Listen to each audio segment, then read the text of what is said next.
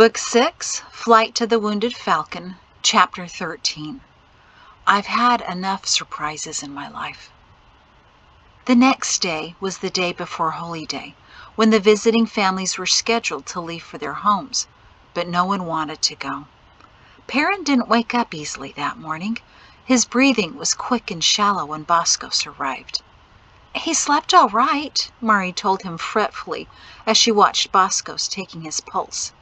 "A little bit of thrashing, but that's just the way he always sleeps." "His pulse is getting faster," Boscos said with a sigh. He looked up as his father came into the room. "How is he, Boss?"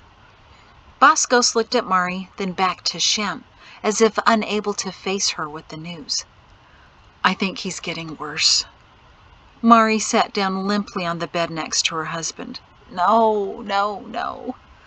Shem knelt in front of her. "Mari, all of Salem is fasting today. He's in the Creator's hands." "I know, Shem, and so does he. We talked last night, but I'm just not ready." Shem took her hands and kissed them. "Keep faith, Mari. I still need my big brother as well. I keep telling the Creator that." It was a very long day. Mari rarely left his side, waiting for him to wake up and notice her, to give her some hope. But whenever his eyes opened, it was to look vaguely around before closing again. At dinner time, he finally awoke, just as all of Salem was offering their final prayers for him before eating their first meal that day. He looked at Mari and smiled. "Sorry I haven't been around too much today." "That's all right," she said, kissing his cheek. "You're here now, and you're going to get better." He took her hand and slowly lifted it to his lips. "Of course, my darling wife." He kissed her hand. That evening, a visitor came to the house, and while Mari had been sending all of them away, this one she led into their bedroom, because Perrin had sent for him. He opened his eyes slowly and tried to smile at his guest. "Now this is when I should be challenging you to a wrestling match," Jothan Hafadi announced. "I could beat you with one arm tied behind me." Perrin could barely chuckle at the man who, while a couple of years older than him, was still just as strapping as he'd always been. The only thing that had changed on Jothan was that his curly black hair had gone gray. Perrin was frequently amazed how much he now resembled his grandfather, Guide Tuma Hafadi. "You always could have beaten me with only one arm," Perrin said.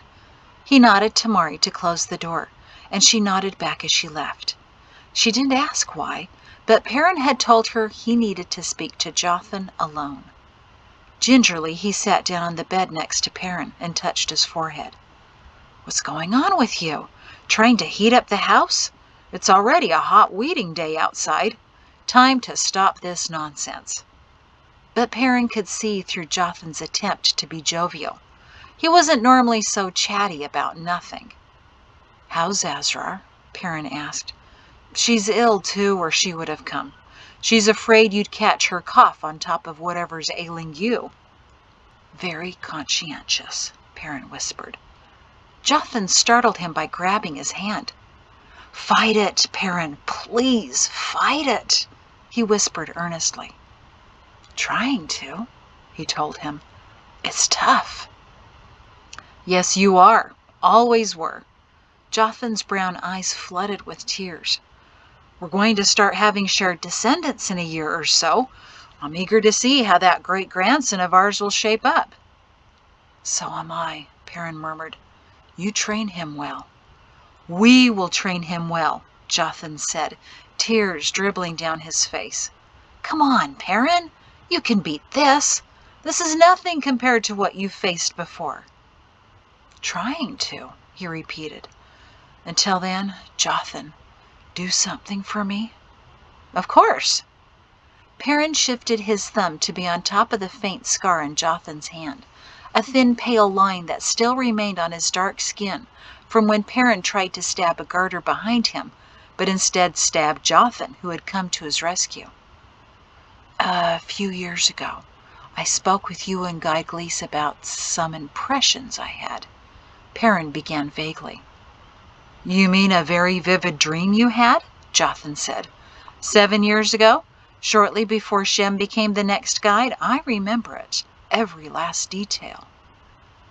Do you also remember, Perrin said, Shem's response to my dream about him? Jothan smiled sadly. I do. He didn't want to think about it at all. I shared it not only with him, but with you and Guide Gleese, because I knew that someday one of us would need to press him to do his duty. And we will. Perrin fingered his scar apologetically. No, my dear friend, you will. You'll be the only one left. Jothan's chin bobbled. Stop talking like that. Stop. I saw you there, Jothan. In that dream, I saw you there. He's going to need you that day whenever it is. I don't know if it's the last day or a day long before it, but he'll hesitate. He's going to need reminding, and you will say the words that will get him remembering his duty. Because you'll be busy with some other important task, Jothan said easily. Because I'll be sitting around doing nothing of consequence, and will have all of the time in the world, so to speak. Perrin winked pitifully at him, and Jothan squeezed his hand back so tightly that Perrin was sure something cracked. Promise me you'll watch out for Shem, Perrin said. You know I will. I've been watching out for him even before you were. But only for about a week or so, Jothan decided. Only until you're back on your feet again. But Dr. Toon had a different diagnosis when he came by that night to check the wound again. He sent Mari to go get some dinner while he examined Perrin alone. His eyes said it all. Just let me know, Doctor, Perrin said quietly when he saw his reaction. What's it doing? It's not healing, General. The discoloration, the striations. His voice faded. Honestly, I don't think you're strong enough to handle an amputation at this point. That's all I needed to know, Doctor. I've known for a while, Perrin said calmly, and I'm all right with that. How long do you think I have? Dr. Toon sighed heavily. It could still heal, General. It could surprise us, and I've had enough surprises in my life. It's all right, he repeated. How long? The doctor shook his head. I really don't know. Hours, weeks, days. I'm sorry I can't give you a better idea. Perrin, I'm so sorry, he said, his eyes growing wet. Thank you for being honest. Perrin offered a small smile. You've done a wonderful job, with Boscos, too. Do me a favor, please. Send Mari in for me to tell her, but will you let everyone else know? Call the Zenuses over as well. If they're all together, it may be easier for them to deal with it. I will take care of my wife. Dr. Toon smiled sadly at him. You really are one of the bravest men who ever lived, aren't you?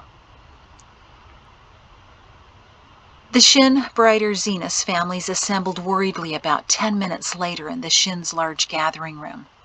A few minutes after that, they collapsed together in a wet huddle of tears and stayed like that for the next hour, except for one teenage boy who bolted from the room. Young Pear didn't need to be around a bunch of weeping weaklings. When Dr. Toon told them the news that General Shin would likely not recover, he ran to his bedroom, took the book from under his bed, and darted out to the barn.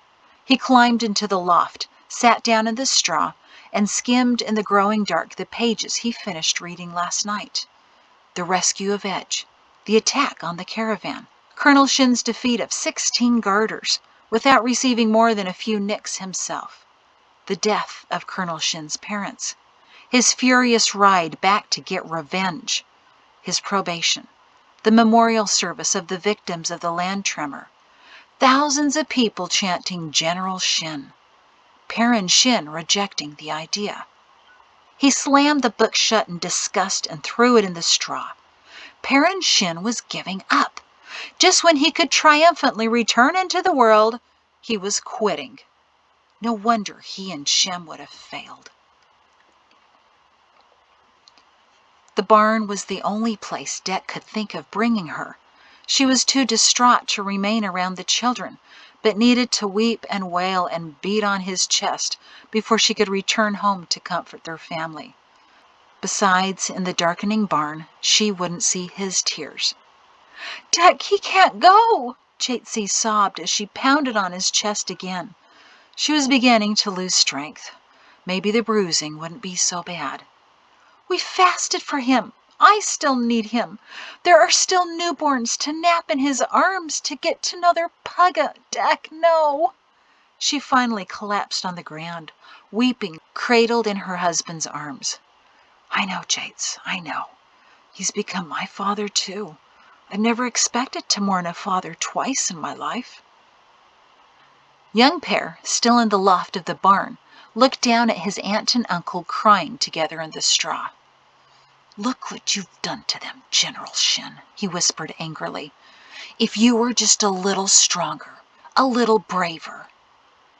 In Guide Zenus's office, the door remained shut long past midnight. On the small sofa, Shem sat with his arms around his wife, quietly telling her all the stories she'd already heard about Shem and his big brother. If he kept talking, maybe Perrin would keep living.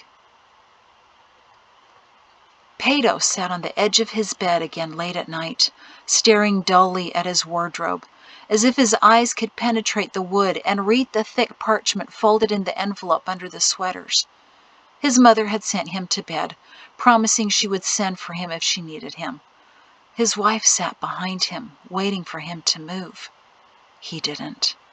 Not even when the 4 youngest children crowded into bed with Lila to be comforted. He stared at the wardrobe all night long. In Perrin and Mari's bedroom, their pillows became wet from their combined tears as they held each other as tightly as they could. Sometime during the night, before he drifted into an exhausted sleep, Perrin kissed his wife. "But maybe this is the way it's supposed to be, Mari. The last 2 generals named Shin died in bed while lying next to their wives.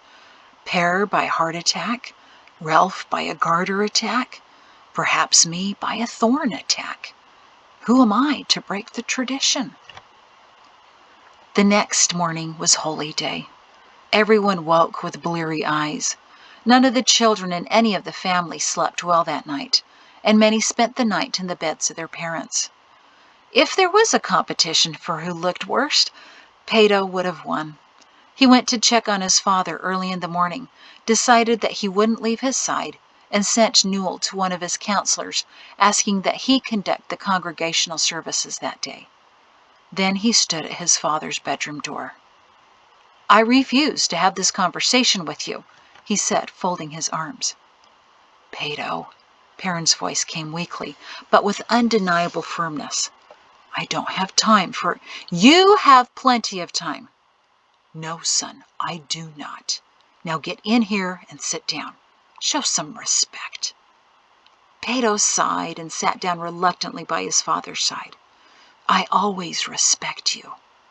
"I know you do," Perrin said dismissively. "Now, you know where all of my papers are on my desk." Pato closed his eyes, trying to hold back the tears.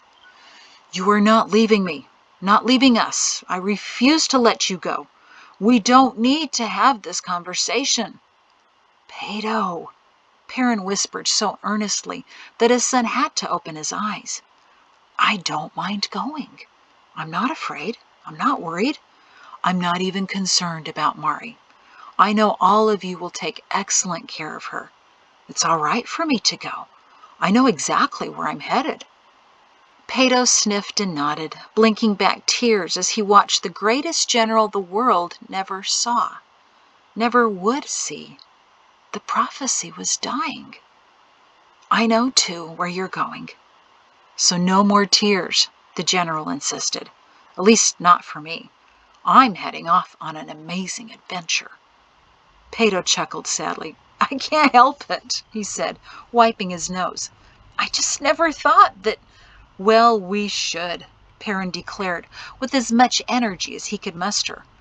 "We plan for babies coming into the world. We should plan for our exit out of it as well. I don't know why we avoid talking about the inevitable." Because baby births are joyful events, Pato pointed out. But dying? Oh, there's always someone happy when someone else has died. Perrin waved feebly, his eyes twinkling. But truly, son, there will be great joy. There are a few people I've missed over the years who I'm rather eager to see again. I suspect they may be happy to see me again, too. Death isn't an end, you know that. It's just a promotion. Graduating from this life, moving on to the next one. If anything, you should be feeling rather envious of me. Think of everything I'll soon see, know, remember, and learn. Any question I've ever had, I'm going to know the answer to very soon. Really, son, can't you see how exciting all of this is? Pato chuckled with new tears. This is what I'll miss. You and Mother have always seen things from odd angles, and I need those reminders that things aren't always as they seem. His voice cracked, and he paused to try to compose himself. I just can't get over how much I'm going to miss everything about you, he choked out. And I do believe I'm allowed to be sorrowful about missing your companionship. It's not a sin to be sad, you know. Perrin smiled faintly, then let it fade. There's only one thing I don't know, son. Get the writings. He nodded to the book on the bed table. Hughley's prophecy. You know the one. Pato pulled the book off the nearby table and opened it to the prophecy. A much younger version of him witnessed the guide receiving, along with his father and Shem. The last day at the ancient temple site, Pato guessed. Yes, I said it then, and I'll say it again. Glee said Idemia would come with 75,000 soldiers, and 1/3 would be lost to fear. Pato nodded as he read the words silently to himself, although he didn't need to. The entire morning when Glee saw in vision how the last day would play out was so clearly impressed on Pato's mind that he remembered every detail of it. Pato, I still don't know how to scare them away, General Shin confided, his voice tinged with desperation. You and I have done everything else, secured the paths, created emergency shelters, increased the valley's storage and resources, but I never figured out how to scare 25,000 men desperate for land and food. I kind of thought I wouldn't go until I did figure out that mystery, but... His voice gave out on him, and he cleared his throat gruffly. Anyway, son, I'm sorry to leave that burden on your shoulders. It's been wonderful to have you by my side in all of this. I never could have imagined a better life for either of us. Thank you for being with me every step of the way. Pato sniffed loudly and wiped his nose on his sleeve like a toddler. Soon he'd be blubbering like one, too. You just can't go, Father, he begged in a whisper.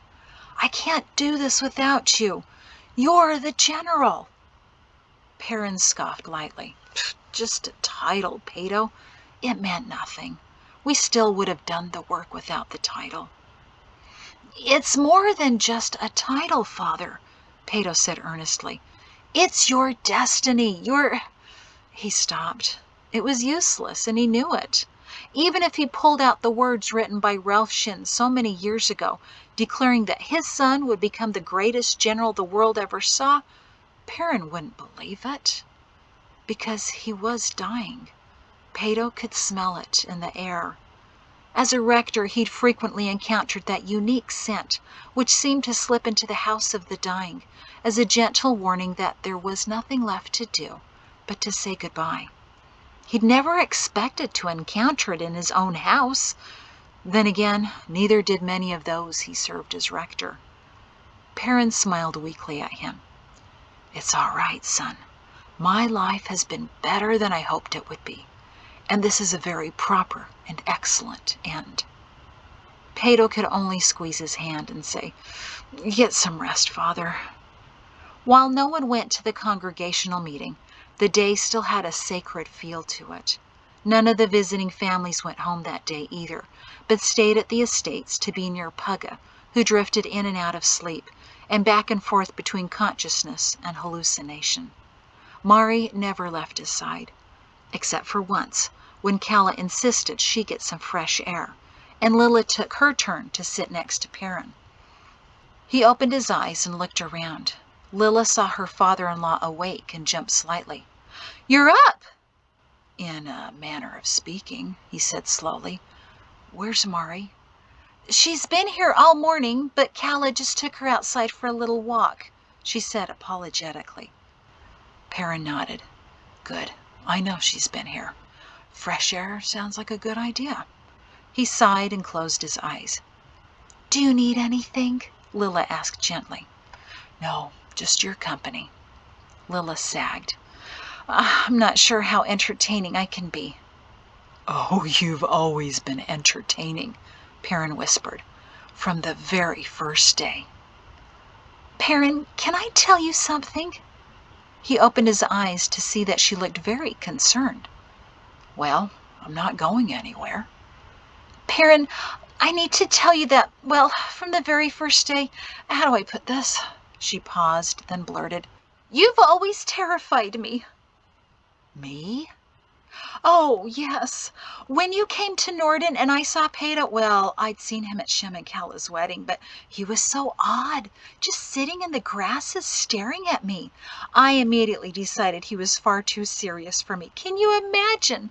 But then when you and Shem and Peter came to our place before that first marking trip of yours, I saw him and I knew. You know how it is. When you see someone and you just know, like you did with Mari, you just knew. Anyway," she rushed on, not waiting for his response, but taking his smile as an answer. "When I saw Peter, oh, I just had to be near him. It was as if he came all that way just to find me. But he was your son. Yes, even though I called you the captain or something like that, I always knew you were the general. How could I not? Remember, I grew up listening to Calla's stories every night. Most girls hear tales about handsome young farmers, but Calla told me the tales of the army of Idumea. But I had to go with you on that trip. I knew it so."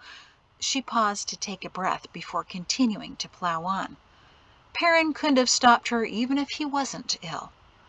"When I saw that bear on the trail that second day, I knew I had to make an impression on you. I couldn't fall in love with Peto and fear you, so I thought, I'm going to impress him and scare off that bear. So I did. Oh, I was terrified. But I was more frightened of you. I mean, what if you didn't like me? What if you wanted someone more delicate or prettier or not so healthy for your only son?" Lila looked at him with pained eyes. "Yes, I know what you mean by healthy." Perrin slowly raised his hand and beckoned for her to take it. She did so, cautiously. "Lila, now I have something to tell you. You have always terrified me." Lila pulled back, surprised, but Perrin didn't release her hand. Instead, he did his best to grin. "Truly, who breaks out in song in the middle of the forest, singing about buzzing butterflies or whatever it was?" Lila began to blush, then grin. Perrin continued, "I couldn't help but think, I'm lost in the woods with a crazy young woman, and my son is falling for her. What father wouldn't be worried? And then," Perrin tried to sit up but decided against it, "then you hugged Shem after you scared off that bear. At first I thought it was an excuse to get to hug Peto next." Lila nodded guiltily. "But then you hugged me as well? Now that's just not normal. You hug everybody, all the time. Terrifying." He added again with feigned solemnity. "It's normal where I come from." Lila laughed softly.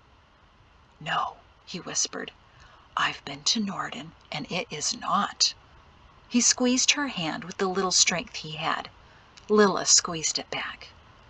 "And now," Perrin said softly, "I do want something from you." "Anything, Perrin." "My darling daughter, because I do think of you that way, why are you suddenly calling me Perrin? Papa Pear kind of grew on me." Lilla's eyes glistened. "You have always been my Papa Pear, and you always will be." That afternoon, Perrin asked to be brought back to the back porch. He wanted to see all of the family together while he still felt strong enough. Solemnly they assembled, and Pato, remembering years ago his injured grandfather in Idemia, had 2 of his sons drag the biggest sofa out to the porch. Then 4 young men carried Perrin outside and laid him on it.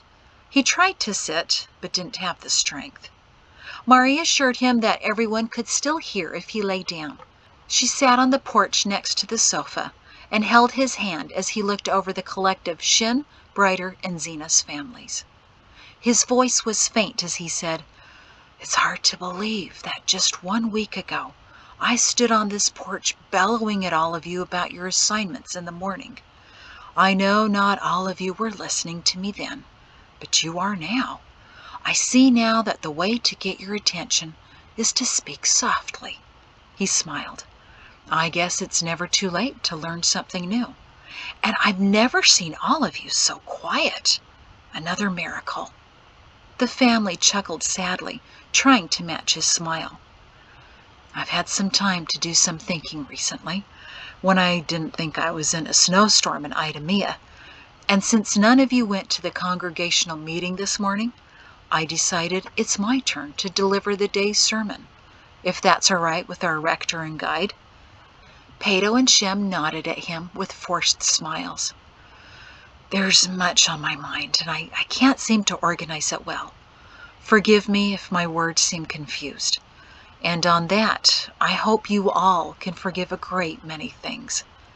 I've been thinking about answers, about listening. I didn't always listen well, especially when I was young. I had my own ideas, my own plans.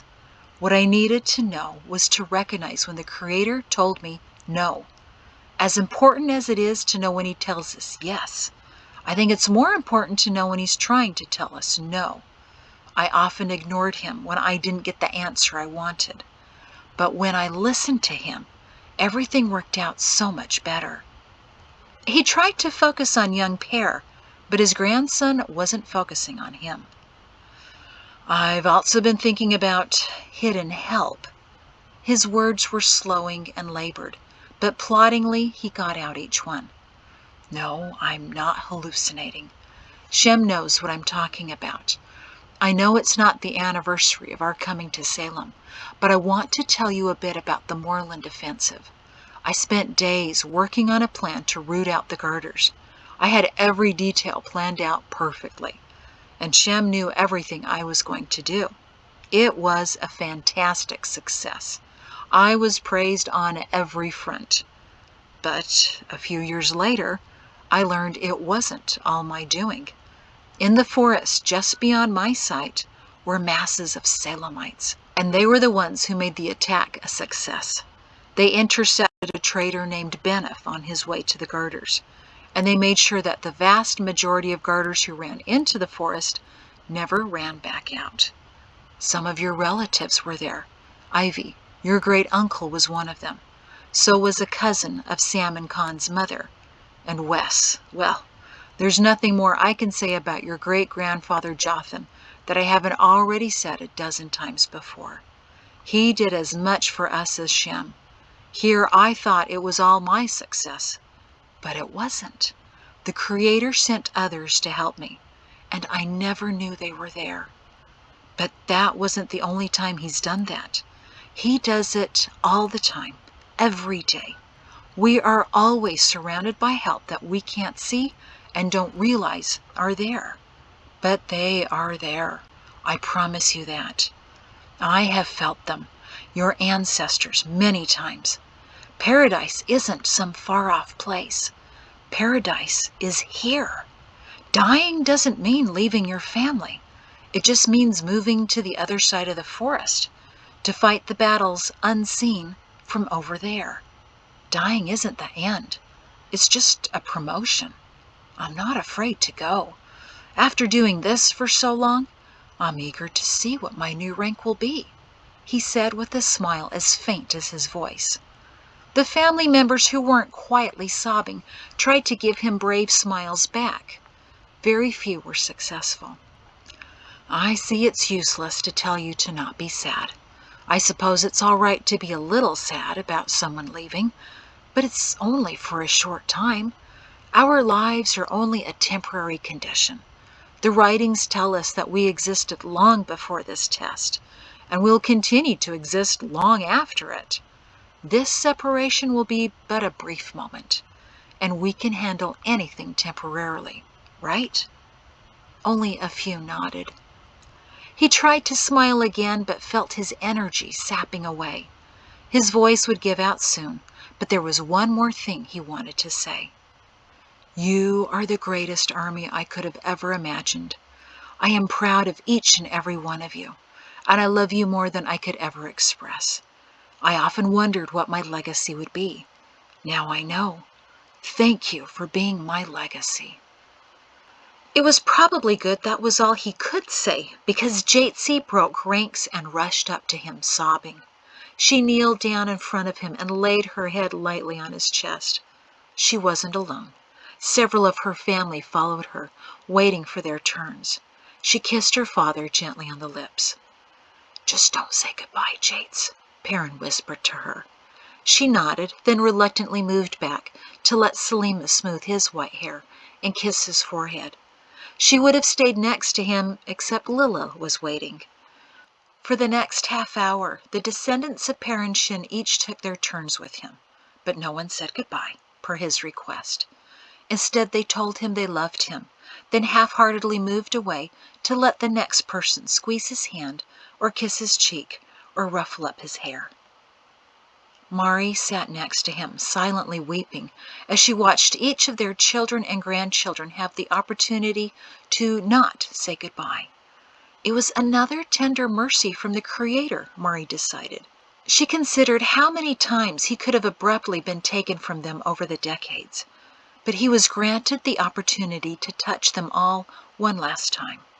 When Dek, the last one to make it to Perrin, bent down to kiss his forehead and thank him for being his second father, Perrin was visibly weakened, not only from the fever, but from the outpouring that overwhelmed him. Mari leaned over to him. "Let's get you inside. Bosco suggested that the afternoon heat might make you feel worse." "No," Perrin whispered.